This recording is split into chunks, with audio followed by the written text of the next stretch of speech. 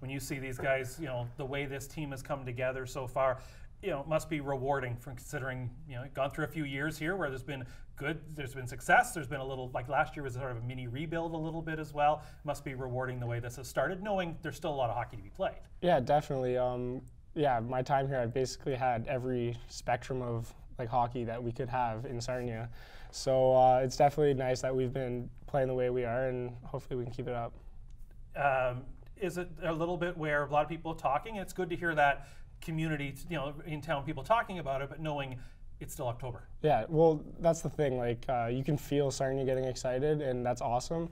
But it is really early in the season still, so we got to keep up the way we're playing, keep up the work and everything we're putting into it, and keep going the right way and not get too big-headed here. For you, it's, I think, forwards, defense, we can measure things, whether it's through stats or certain things. How do you sort of measure your play? Basically just how I feel. Obviously, if I'm letting in bad goals, I'll know it. It might not show up on the score sheet, or it might.